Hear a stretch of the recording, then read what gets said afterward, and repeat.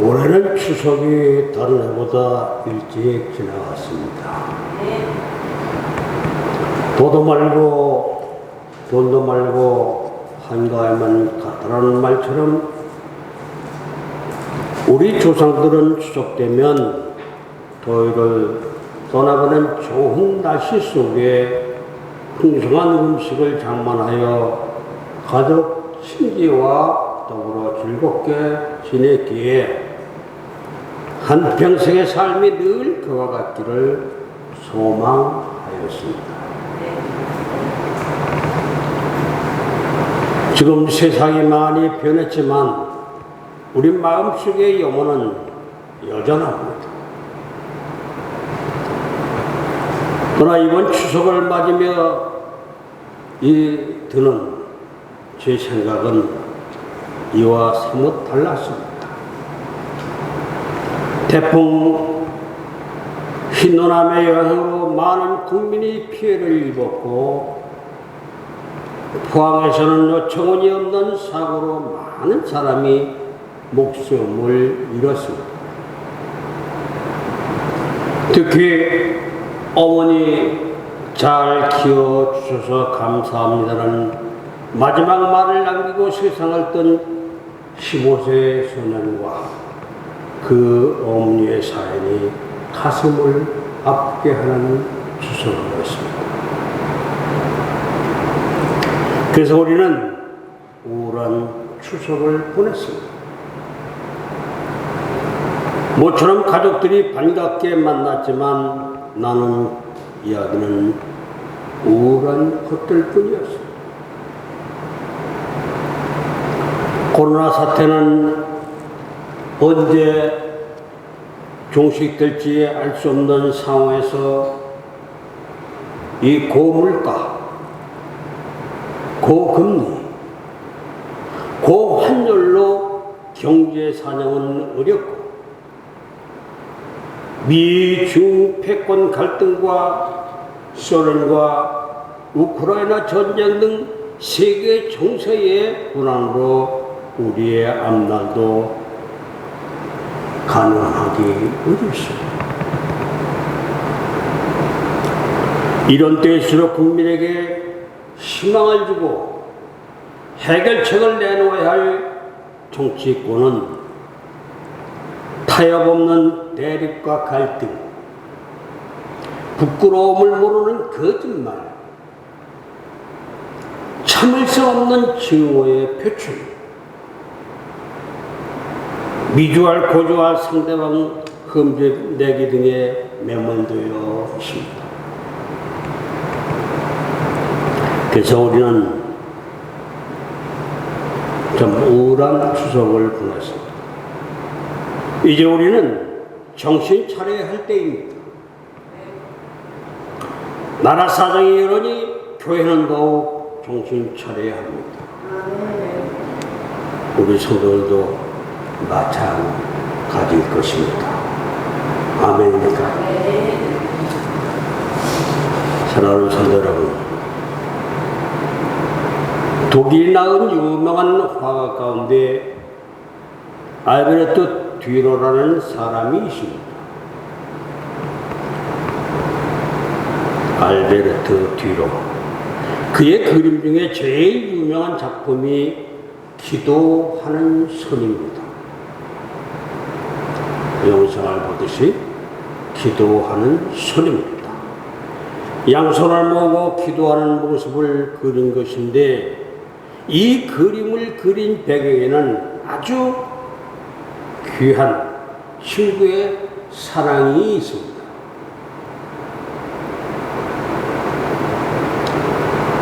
듀로와 그의 친구는 한 마을에서 같이 자라며 화가의 꿈을 키웠습니다. 그러나 둘 다 너무 가난했기에 더 이상 그림물을 할 수 없었습니다. 이때 듀로의 친구가 제안을 했습니다. 듀로야, 내가 먼저 돈을 벌어서 너의 그림 공부 학비를 댈게. 나는 내가 그림 공부를 마치고 나면 너의 후원으로 그림 공부를 하면 되니까. 그래서 디로가 먼저 도시에 가서 그림 공부를 하게 되었고, 디로의 친구는 식당에서 손이 부르트도록 열심히 일을 해서 돈을 붙였습니다. 드디어 디로는 그림 공부를 마치고 훌륭한 화가가 되어 고향으로 돌아오게 되었습니다. 그리고 친구가 일하는 식당으로 가서 문을 열었습니다. 문을 여는 순간 디로는 엄청난 충격과 감동을 받게 됩니다. 그의 친구가 식당 테이블에 앉아 기도를 하고 있었는데 그 기도는 이런 것이었습니다. 하나님, 저는 친구 디로의 학비를 위해 일하다가 그만 손이 굳어져 버려서 더 이상 그림을 그릴 수가 없습니다. 그러나 디로가 훌륭한 화가가 되었기에 하나님께 감사와 영광을 돌립니다. 바로 이 놀라운 우정을 생각하며 친구의 손을 그린 그림이 바로 기도하는 손입니다. 기도하는 손. 성도 여러분, 살다가 보면 어떤 경우에는 형제, 어떤 경우에는 친척보다 친구가 더 나을 때가 있습니다. 오늘 본문이 바로 그런 경우입니다. 오늘 본문을 보면 중풍에 걸린 사람을 예수님 앞으로 데리고 나오는 사람들의 이야기가 나옵니다. 마가복음 2장 3절을 보면 이 중풍병자를 데리고 온 사람들이 4명을 말합니다. 4명. 물론 이 중풍병자를 들고 온 사람들이 누구인지는 정확하지는 않습니다. 가족일 수도 있고 돈을 받고 고용된 사람일 수도 있고 친구일 수도 있습니다. 마태복음, 마가복음, 누가복음에 모두 기록된 이 사건에서 중풍병자를 데리고 온 사람들을 성경은 그냥 사람이라고 표현을 하고 있습니다. 그러나 정황상 이들은 가족이라거나 고연된 사람이 아니라 친구일 확률이 높습니다. 그것은 고연된 사람이면 이렇게 수단과 방법을 동원하여 이 중풍병자를 예수님 앞으로 데리고 나오지 않았을 것이고, 가족이라면 당연히 이 병자를 고친 후 가족에게 데리고 가라고 했을 겁니다. 본문에서 이 4사람이 누구인지는 중요하지는 않습니다. 여기서 중요한 것은 이 4사람이 함께하는 마음으로 인하여 놀라운 기적이 일어났다는 거예요. 아멘입니까? 성도 여러분, 오늘 이 4사람의 함께함으로 인해 일어난 일들을 묵상해 보도록 하겠습니다. 첫째, 함께 할 때 이 중풍병자가 예수님 앞에 올 수 있었습니다. 사랑하는 성도 여러분, 예수님이 계시는 곳에는 늘 많은 사람이 몰렸습니다. 그날도 마찬가지였습니다. 중풍에 걸려 걷지 못하는 이 중풍병자를 4사람이 침상째 들고 예수님이 계신 집으로 같이 온 사람들이 얼마나 많은지 집에 들어갈 수가 없었습니다.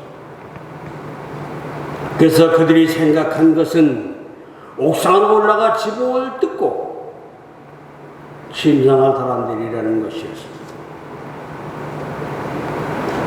오늘 본문 19절은 이해를 돕기 위해 지붕에 기와를 걷어냈다고 말하지만 당시 대부분의 집들은 기와를 쓰지 않았어요.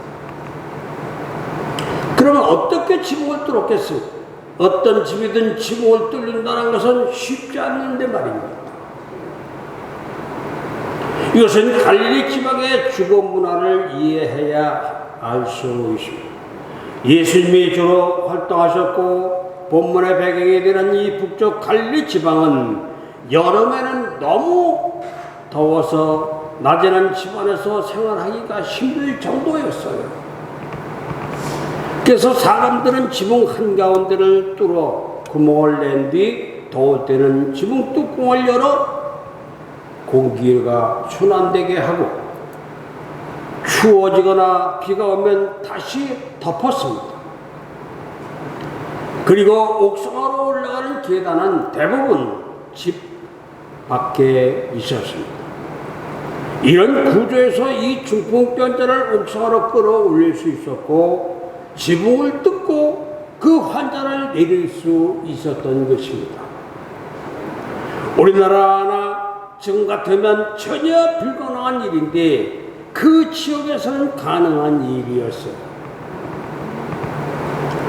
그렇다고 이런 쉬운 일이 아닙니다. 네 사람이 이 중풍병자를 침상채 옥상으로 끌어올립니다. 그리고 지붕을 뜯고 달아내립니다. 이렇게 번거롭고 힘든 일을 이들이 할 수 있었던 비결은 함께하는 마음 때문이었습니다. 함께하는 마음. 성도 여러분, 그렇습니다. 함께하면 어떤 일이든지 가능합니다. 지금의 이란에 위치했던 페르시아 왕 크세르쿠세스와 스파르타의 레오니다스 왕이 치열하게 싸운 3일간의 전쟁을 다룬 300이라는 영화가 있습니다. 원래 이 전투의 이름은 테르모필레 전투입니다. 디테르모필레는 전쟁이 일어난 협곡의 이름인데 레오니다스 왕이 이 좁은 협곡을 전쟁의 장소로 택한 이유는 스파르타군과 그리스 도시 국가들의 연합군의 수가 페르시아군의 규모에 비해 너무 적기 때문입니다. 물론 당시 군인의 숫자가 300은 훨씬 넘었다고 합니다만 영화적 상상력이 보태진 것이야. 300. 이 제목이 300이라는 영화입니다. 그러나 이들이 마음을 같이하니 영화에서 말하는 것처럼 자신들보다 수십 배나 많은 적들을 막아냅니다. 이것은 이순신 장군의 명량이나 백제의 계백 장군의 황산벌 전투도 마찬가지입니다. 중요한 것은 숫자나 환경이나 조건이 아니라 함께하는 마음입니다. 함께하면 어떤 문제든 해결할 수 있고 어떤 어려움이든 이겨낼 수가 있습니다. 그러나 분열되면 아무리 조건이 좋고 환경이 좋아도 이겨낼 수가 없습니다. 초대교회 성도들을 보십시오. 그들이 숫자가 많아서 그렇게 놀라운 역사를 만들어냈습니까? 아닙니다. 아니에요. 함께 할 때 그런 일이 일어났습니다.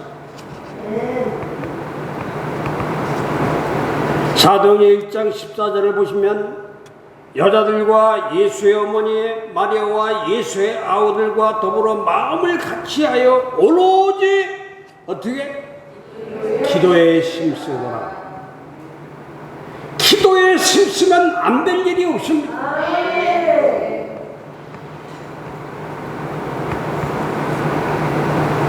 그들 먼저 모여 마음을 같이하여 기도합니다. 기도하니 성령이 임하고 기적이 일어나는 거예요.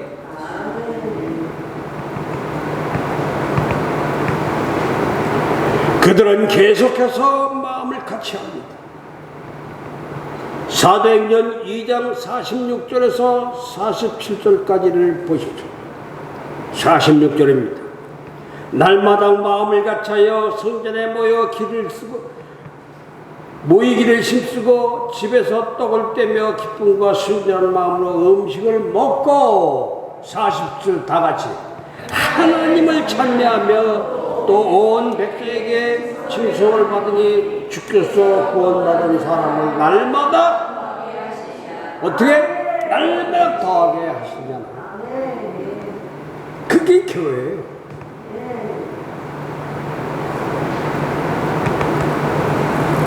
여러분, 함께하니 상상하지도 못하는 놀라운 기적이 나타납니다.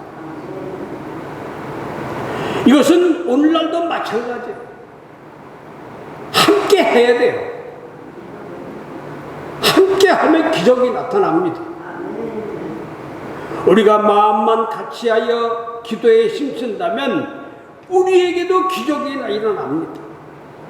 아니, 놀라운 일이 일어납니다.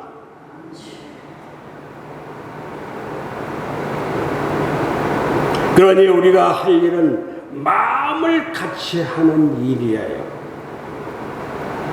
마음을 모으는 일입니다.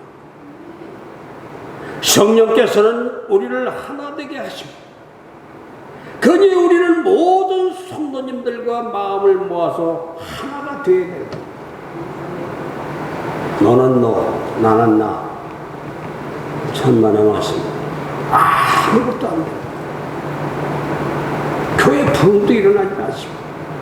다요. 텅텅 뼈시도 안 하잖아. 움직이질 않잖아.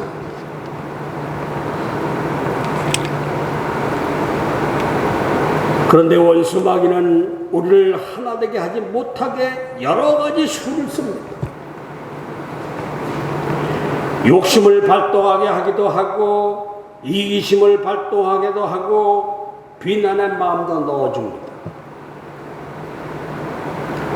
바르게 한다는 명목으로 자꾸 비판하고 싶은 마음도 넣어줍니다. 그러나 성령님은 하나 되게 하십니다. 그래서 우리는 마귀의 유혹에 넘어지지 않고 하나 되는 거예요. 아멘입니까? 마음을 모으시길 바랍니다. 이럴 때 기적은 역사가 시작되는 거예요. 아멘이요. 두 번째로 함께 힘을 모으니 죄사함 받고 구원을 받았습니다. 사랑하는 성도 여러분, 오늘 본문 20절을 우리 다 같이 한번 읽어보겠습니다. 시작. 예수께서 그들의 믿음을 보시고 이르시되 이 사람아 그의 죄사함을 받았느니라 하시니. 오늘 본문 20절을 보면 어렵게 주님 앞에 내려진 환자를 향해 주님은 먼저 죄 사함을 받았다고 말씀합니다. 죄 사함을 받았다. 대부분 환자들을 향해서 병을 치유하시는 것이 우선인데 본문은 순서가 다른 사건과 다릅니다. 이걸 보셔야 돼요. 성경을 보면서 본 것이 아니라 어떤 뜻이 있는가를 보셔야 된다는 겁니다. 이것은 아마도 이 사람이 중풍에 걸린 이유가 죄와 연관되어 있기 때문일 수도 있고, 아니면 사람들에게 교훈을 주기 위함일 수도 있습니다. 그런데 주님은 이 중풍 환자를 위해서 먼저 죄의 문제를 거론하십니다. 죄의 사함을 받았다고 말씀을 하세요. 아멘입니까? 성도 여러분, 욥기서에도 잘 나타나 있듯이 사람들은 재난이나 어려운 일을 당하거든 아픈 것은 뭔가 죄를 지어서 그렇다고 생각을 합니다. 물론 그럴 수 있습니다. 죄를 지어서 아플 수도, 죄를 지어서 어려운 일을 당할 수도, 죄를 지어서 재난을 당할 수도 있습니다. 그러나 모든 일이 다 그렇지는 않습니다. 죄와 연관이 없을 수도 있습니다. 물론 우리에게 고난이 오고 질병이 오고 죽음이 오는 이 근본적인 이유는 죄 때문인 것이 맞습니다. 죄 때문인 것이 맞습니다. 죄가 없다면 죽음이니 고난이나 질병은 없습니다.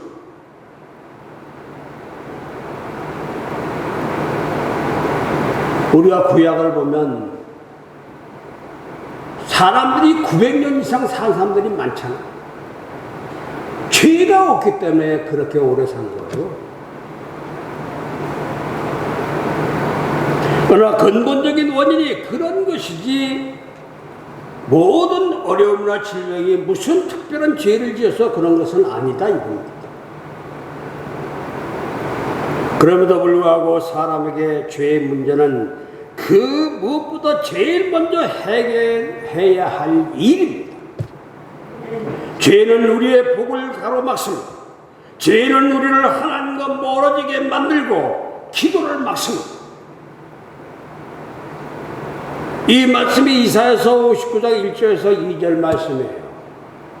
이사야서 59장 1절을 한번 봅니다. 시작. 여호와의 손이 짧아 구원하지 못하심도 아니요 귀가 둔하여 듣지 못하심도 아니라 2절. 오직 너희 죄악이 너희의 하나님 사이를 갈아놓고 너희 죄가 그의 얼굴을 가리어서 너희에게 듣지 않으시게 함이니라. 아멘입니까? 아멘. 손 여러분, 이렇게 죄는 하나님과 우리 사이를 갈라놓습니다. 그리고 결과적으로 죄는 우리를 죽게 만듭니다. 에스더서 18장 20절에 보면 범죄하는 그 영혼은 죽을지니라고 분명히 말씀이 나와 있어요. 범죄하는 그 영혼은 죽을지라. 또 로마서 6장 23절을 너무나 잘 아는 말씀, 죄의 삭은 사망이라고 말씀이 있습니다. 그래서 주님께서 이 중풍병자의 죄를 사하여 주신 것이에요. 그래서 이 깨끗이 나 자기가 정말 가지고 어떤 그 침대를 들고 나가지 않아요. 이게 있을 수 있는 일입니까? 죄를 사해 주었기 때문에, 주님께서 죄를 사해 주셨기 때문에 중풍병자에서 일어났던 것이에요. 죄가 이렇게 무섭습니다.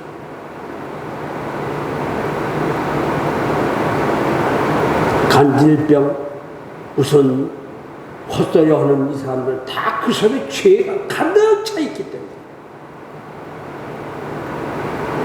회개하고 기도해야 할 줄로 믿습니다. 이렇게 함께하고 힘을 모으니 한 영혼이 구원을 받습니다. 물론 이 중풍병자의 마음에도 구원을 갈 만한 마음이 있었을 거예요. 근데 하나님의 형상으로 창조된 모든 사람의 마음에는 이런 마음이 다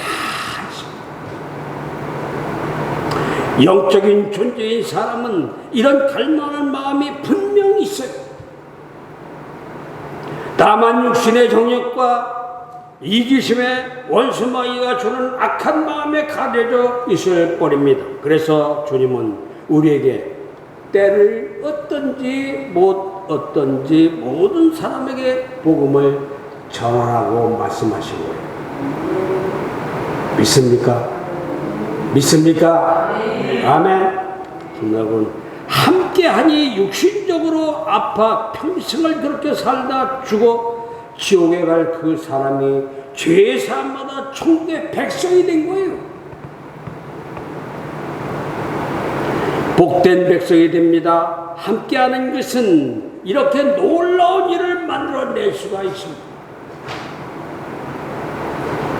나 개인적으로 약하고 부족해도 우리 함께 힘을 모으면, 함께 하면 이 일이 가능합니다. 교회와 함께 하면, 아니 성도들과 함께 하면 이 일이 가능합니다. 그래서 함께 하자는 거예요. 함께 힘을 모으고 교회의 일원이 되어 함께 하자는 겁니다. 아멘입니까? 세 번째로 함께하니 중풍병에서 고침을 받았습니다. 사랑하는 성도 여러분, 예수님이 이 사람의 죄를 사한다고 하시니 서기관들과 바리새인들이 당신이 어떻게 죄를 사냐고 시비를 겁니다. 오늘 본문에 보면 왜 그렇습니까? 이들은 예수님이 누구신지를 정확하게 몰랐어요. 그냥 선지자나 랍비 정도로 생각을 했습니다. 그분이 하나님의 아들이시고 천지 만물을 창조하신 하나님의 아들이라는 사실을 몰랐어요.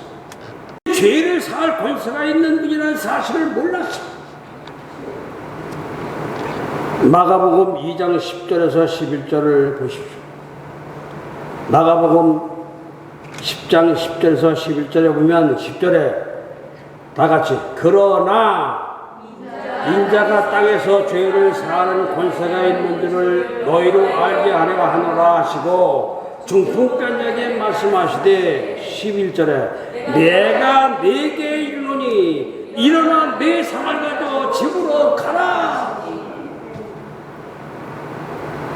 침상을 가지고 집으로 가라고 기록이 되어 있어요. 주님은 죄를 사할 권세가 있음을 분명히 사람들에게 밝히신 것입니다. 성경을 똑똑히 보십시오. 이렇게 죄 문제를 해결해 주신 다음에 그의 육신을 치유하십니다. 주님이 그 중풍병자를 향해 일어나 네 침상을 가 집으로 가라고 하니까 이 병자가 일어나 자기가 누웠던 침상을 들어오고 걸어 나갑니다.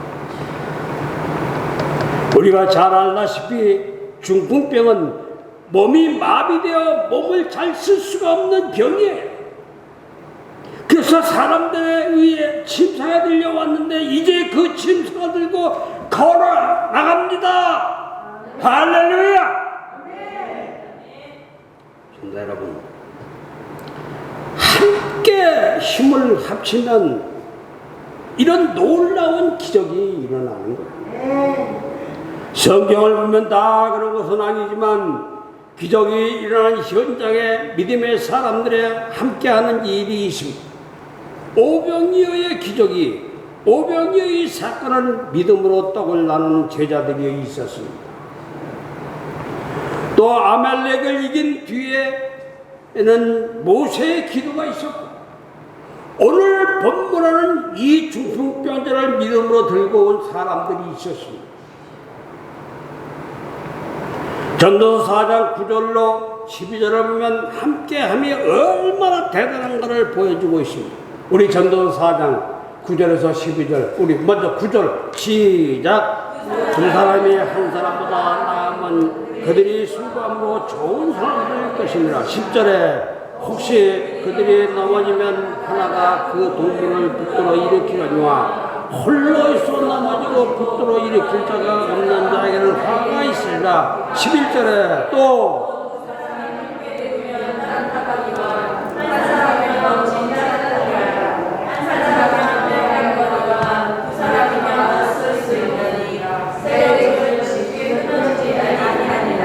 아멘. 성도 여러분, 그렇습니다. 함께 하면 이렇습니다.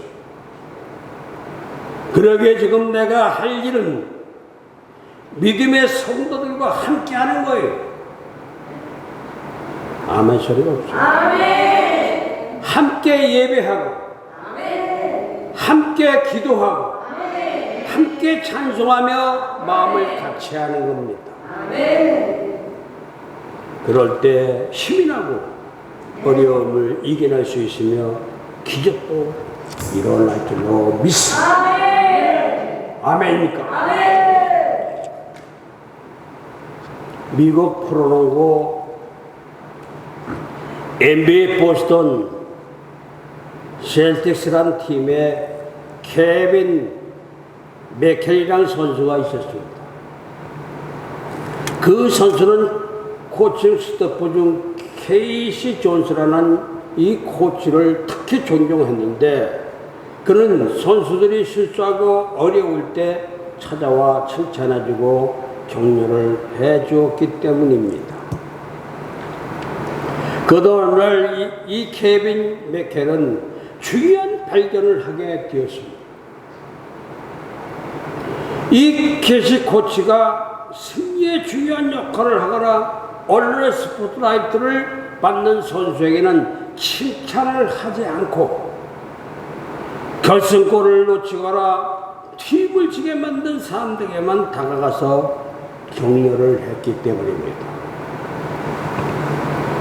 생각해보니 자신도 큰 실수를 저질렀을 땐 언제나 가장 먼저 다가와 괜찮아, 신경 쓰지 마, 다음에 잘하면 돼 라고 말해줬던 것이 이 케이시 코치였어요.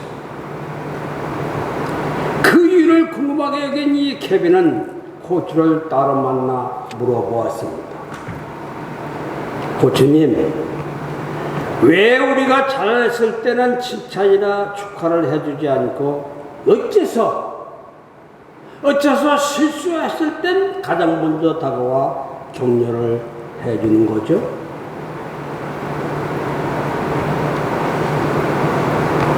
이 코치가 자네가 뛰어난 활약을 보이고 팀을 승리로 이끌 땐 모두가 자네 칭찬을 한다네. 수많은 관중들이 자네의 이름을 부르고 언론의 화려한 조명을 받지. 하지만 실수를 했을 때는 자네 혼자 남게 되지. 진정한 친구라는 바로 그럴 때 필요하다네 하는 코치의 말입니다. 잘 들으셨어요? 이해가 됩니까? 성도 여러분, 그렇습니다. 함께함이란 이런 것이에요. 우리 예수님의 별명이 우리와 함께 하신다는 뜻으로 뭐죠? 임마누엘입니다. 임마누엘. 그리고 또한 보혜사를 보내주어서 우리 곁에 함께 하십니다. 그뿐 아니라 주님 자신이 세상 끝날까지 우리와 함께 하신다고 약속하셨습니다. 마태복음 28장 20절에서 예수님께서는 볼지어다 내가 세상 끝날까지 너희와 항상 함께 있으라고 말씀하셨습니다.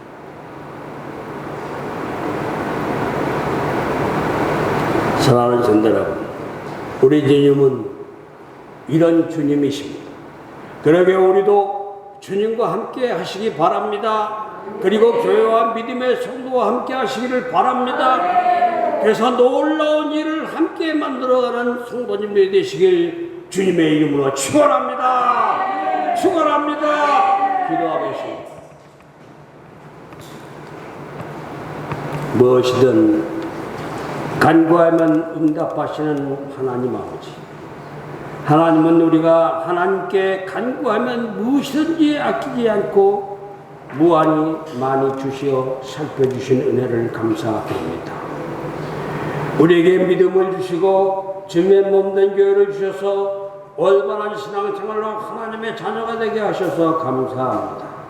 따라서 우리는 육신에 속한 일을 세속적인 간구보다 영혼을 위한 거룩한 지혜의 간구를 하나님께 드려서 하나님의 응답을 받고 하나님의 백성으로 모자라지 않게 하시옵소서. 희생과 동행의 삶으로 빛과 소금이 되어서 성도의 아름다운 생활이 되기를 소망합니다. 아직도 하나님을 모르는 이웃, 주님의 몸된 교회로 인도하는 전도를 할 수 있는 믿음의 능력을 주옵소서. 오늘은 하나님에게 건강과 장수, 세상의 권세와 부귀 영화를 간구하기보다 세상의 선악을 분별할 수 있는 지혜를 간구하게 하시옵소서.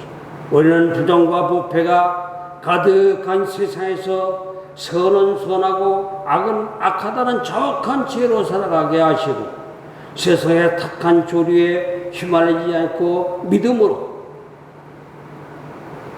선과 악을 분별하는 지혜를 간구하는 성도가 되게 하시기를 예수님의 이름으로 기도드려옵나이다. 아멘.